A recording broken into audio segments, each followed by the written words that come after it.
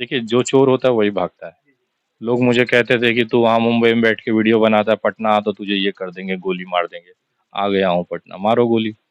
अभी धमकी आई थी बेगूसराय दिख मत जाना, अभी 2-4 घंटे के बाद बेगूसराय भी पहुंचूंगा।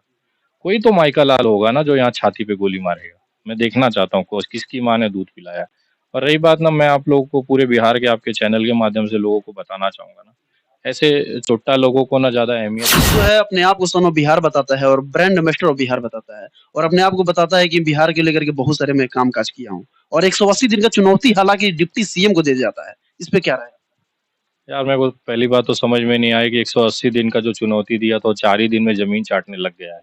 अभी भीख मांग रहा है कि मुझे फ्री एडवोकेट दे दो, मुझे ये करा दो। भगौड़ा साला वो काहेगा जी, तो अपना भाग रहा है। लेकिन मैं इतनी मनीष कश्यप की हैसियत नहीं है कि उसके लिए मैं अपना पैसा खर्चा करके पटना आऊँ।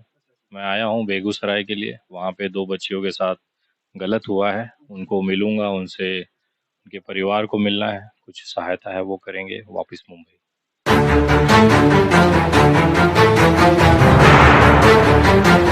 तमिलनाडु का सर एक मामला सामने आया है और उसमें आप आपका लगातार शिकंजा हमको लग रहा है कि लगातार ठग ऑफ बिहार पे रिपोर्ट का मामला चल रहा है। क्या मामला है सर ठग ऑफ बिहार को लेकर के? देखिए, पूरा षड्यंत्र जो था ना, ये बिहार सरकार को अस्थायी करने के लिए था। इसमें जो मुझे शुरुआती मेरे सोर्सेस से पता चला है ना कि उसमें बीजेपी आईटी सेल खास तौर पर दिल्ली से ऑपरेट किया गया था।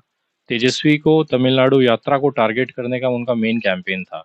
लेकिन जब ये वायरल हुआ, थोड़े बड़े लेवल पे गया, तो इसको राज्यों के बीच में लड़ाई दिखाने के लिए पूरा ताकत लगा दिया गया। और मनीष कश्यप जैसे जो मतलब बोलते हैं ना, दिहाड़ी मजदूर हैं अभी भी देश में, जो कुछ पैसों के लिए किसी भी हद तक चले जाएंगे। उनको कोई मर रहा है, कोई कुछ हो रहा है, उससे कोई लेना देना नहीं है। आप समझिए ना, जो झगड़ा इन्होंने लगवाया है बिहार और तमिलनाडु के बीच में, अब यही मजदूर जब तमिलनाडु जाएगा तो क्या वो सम्मान उसके दिल में रह जाएगा? एक तमिल उसको हमेशा शक की नज़र से देखेगा, और बिहारी के अंदर भी ये डर रहेगा कि ये मारेगा तो नहीं। तो ये जो आपस में लोगों के बीच में जो एक भय पैदा किया है ना, तो उसका खामियाजा इसको भुगतना पड़ेगा। वही मनीष जो दिल्ली में कोई कांड होता है तो तुरंत पहुंच जाता है और वही मनीष आज बिहार की एक छोटी बच्ची के साथ जिस तरह से दुर्व्यवहार किया गया है उस समय नहीं पहुंचा और लगातार जो है बिहार छोड़कर कहीं कहीं भागा फिर रहा है। इस पे क्या कहें? देखिए, वो व्यापारी आदमी है सर। मैंने जब उसका कुंडली खंगाला है तो मुझे ये समझ में आया है कि वहीं जाता है जहाँ पे इसको बिजनेस की अपॉर्चुनिटी होती है, जहाँ पे कमाई का जरिया होगा वहीं पे बंदा जाएगा। जितने भी हाईवे के टेंडर्स थे वहाँ पे जाके कमियां निकाल के फिर ठेकेदार से पैसा क्यों लेता था? टोल नाके पे गाड़ी को टोल ना लगे इसके लिए टोल की वीडियो बनाता था। कोई ऐसा एक प्रॉब्लम कि यूनिवर्सिटी में गया, एग्जाम की आवाज़ उठाई हो तो एग्जाम टाइम पे होने लग गया, सड़कों की आवाज़ उठाई हो, टाइम सड़क एकदम प्रॉपर हो गई, कोई भी काम उसने किया नहीं है। वो कभी भी मुझे ऐसा एक आदमी नहीं दिखा, एक ऐसा घर नहीं दिखा दलितों का या पासियों का जहाँ पे वो जाके उसने रिपोर्टिंग की हो। वो हमेशा उसी घरों में पहुंचता था जो ऑलरेडी अपनी लड़ाई लड़ सकते थे। आपको उनकी आवाज़ बननी चाहिए जिसके लिए कोई नहीं खड़ा होता। सारे टेलीविजन चैनल है लगातार मनीष कश्यप का लाइव टेलीकास्ट दिखाया जा रहा है, लगातार लाइव शो चल रहा है उनका मनीष जी का। अब पता नहीं ये नहीं पता चल रहा है कि ये सपोर्ट किया जा रहा है या फिर उनके पर्दाफाश किया जा रहा है, हमको समझ में नहीं नहीं, देखिए, आसाराम का भी बहुत लाइव टेलीकास्ट चला था। आज आसाराम जी कहाँ हैं? तो लाइव टेलीकास्ट चलना 2 तरीके से होता है, या तो आप निपटा ही दिए जाओगे कायदे से। मीडिया भी चाहती है कि ऐसे लोग समाज में न रहें, तो वो लोग भी दिखा रहे हैं चेहरा कि देखिए ये आदमी, सोचिए एक अदना सा आदमी जो अपने इलाके के लोगों का समर्थन नहीं ले पाया, वो खुलेआम एक सरकार को चैलेंज कर रहा है कि हम आपकी सरकार गिरा देंगे। वो सिर्फ भाजपा के दम पे उड़ रहा है। उसके अंदर ये कॉन्फिडेंस इसके लिए आया कि बीजेपी कह रही है कि बेटा तुम लड़ो, हम तुम्हारे साथ हैं। और बीजेपी की हालत ये है कि एक बार नींबू का पूरा रस निचोड़ गया तो तुमको कचरे में ही डालेंगे। लाल कृष्ण आडवाणी को नहीं छोड़ा तो ये कौन सा बड़ा भौकाल है?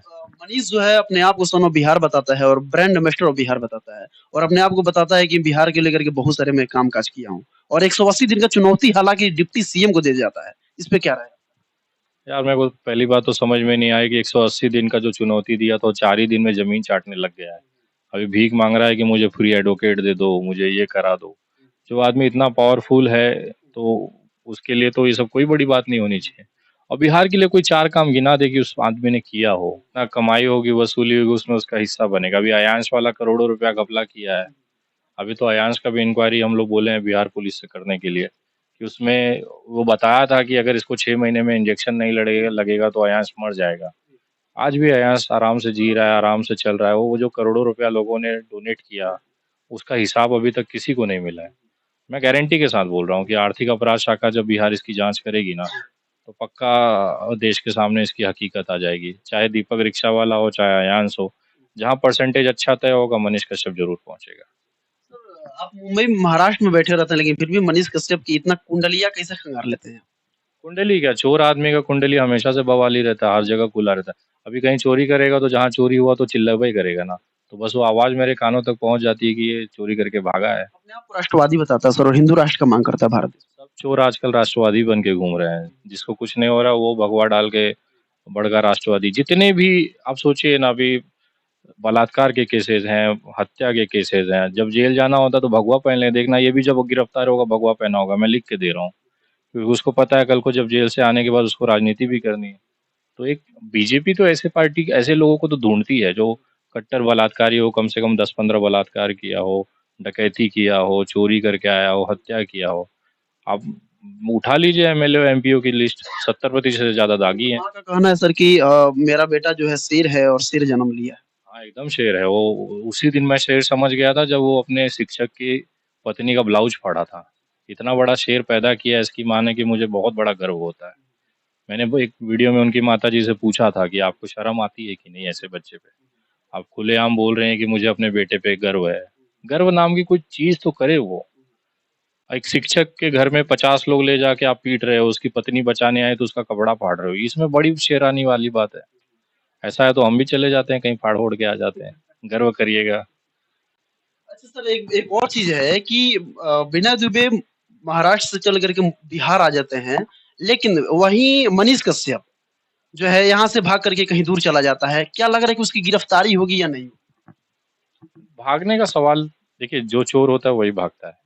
लोग मुझे कहते थे कि तू वहाँ मुंबई में बैठ के वीडियो बनाता है, पटना आ तो तुझे ये कर देंगे, गोली मार देंगे। आ गया हूँ पटना, मारो गोली। अभी धमकी आई थी बेगूसराय दिख मत जाना, अभी 2-4 घंटे के बाद बेगूसराय भी पहुंचूंगा।